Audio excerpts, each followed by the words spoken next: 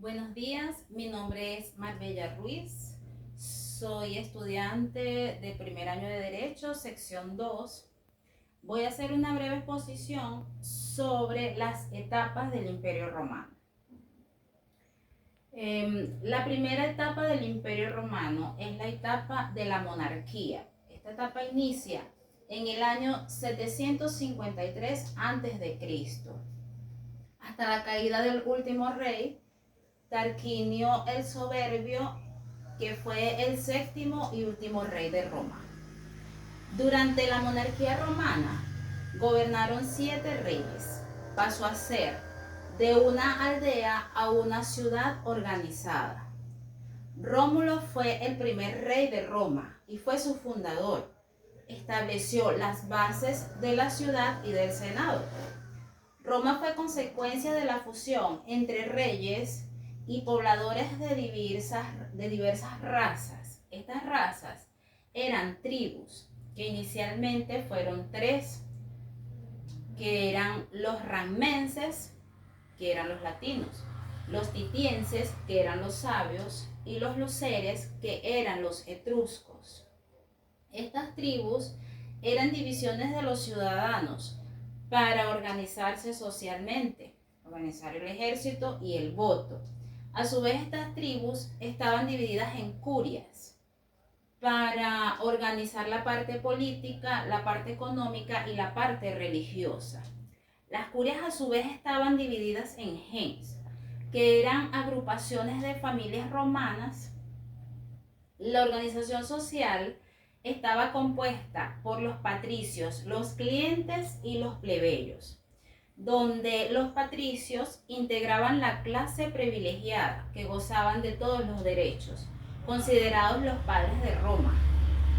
Ellos tenían derecho al voto, a desempeñar cargos públicos, a ser dueños de tierras, al matrimonio y al comercio.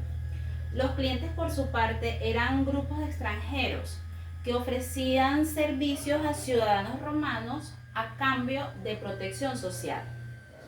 Los plebeyos eran la clase social oprimida, que no estaban sometidos a ninguna protección social y carecían de derechos.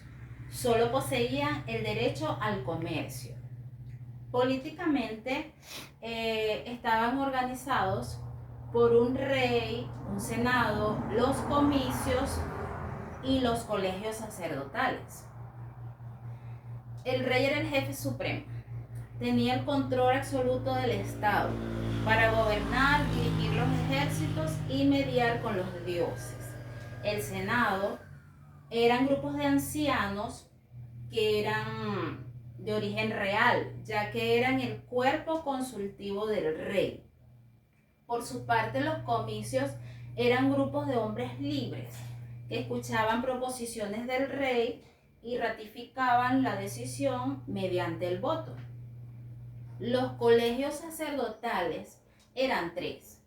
El colegio de los pontífices, que era el más importante, fue creado por el rey Numa Pompilio. Estos interpretaban la ciencia y la tecnología. Estaba también el colegio de los augures, que interpretaba la voluntad de los dioses, y el colegio de los feciales, que estos custodiaban los tratados internacionales. Durante el mandato del sexto rey Servio Tulio, hubo una reforma que introdujo nuevos cambios. Entre los más importantes podemos mencionar que introdujo la riqueza, se crearon nuevas tribus, los ciudadanos se dividieron en clase social y se creó el censo, tanto para los patricios como para los plebeyos. La principal fuente del derecho durante la monarquía fue las costumbres de los antepasados. Eran consideradas obligatorias tanto para la vida pública como para la vida privada, junto con las leyes reales, que eran las normas que dictaba el rey, y la interpretación de los pontífices, que controlaban los actos jurídicos. Con la caída de la monarquía nace la República de Roma. Esta duró desde el año 509 hasta el año 27 a.C. La república abolió a la monarquía. Sin embargo, no borró las leyes ni las costumbres, sino que las incorporó a un cuerpo legal escrito, formando un derecho público y un derecho privado estructurado. A pesar de estas reformas, la situación de los plebeyos no mejoraba. Ellos estaban limitados al cultivo de las tierras, por lo que se generó una lucha social. Ellos hacían protestas que eran ignoradas, por lo que deciden irse de la ciudad y se ubican en lo que hoy se conoce como el Monte Sacro. Debido a esta opción, los patricios tenían el deber de cubrir todas las necesidades, por lo que deciden acceder a los requerimientos de los plebeyos y así nombran a 2 magistrados plebeyos. En cuanto a la ley de las 12 tablas, podemos mencionar que es el código penal más antiguo de Roma. Se considera la base fundamental del derecho romano. En estas tablas se da inicio a los juicios, que fue el derecho procesal. También se da inicio al derecho de familia y a las sucesiones. Se da inicio a la propiedad, al derecho a la propiedad, al derecho penal y público y al derecho sacro. También hubieron prohibiciones del matrimonio entre patricios y plebeyos, pero posteriormente esta prohibición fue derogada. En cuanto al cursus honorum o la carrera de los honores, podemos mencionar que era la secuencia ordenada y jerárquica de las magistraturas. Esto se debía seguir para llegar a la cima política. Su estructura era la siguiente: el cuestor, que era el administrador del tesoro público; el edil, que eran los encargados del orden público y de la organización de juegos y fiestas; el pretor actuaba como un juez supremo y el cónsul era la máxima autoridad, tenía el máximo poder. Presidían el Senado, proponían leyes y dirigían los ejércitos en las guerras. Por su parte, los comicios ejercían el poder legislativo, el judicial y el electivo. Ellos elegían los magistrados y aprobaban las leyes.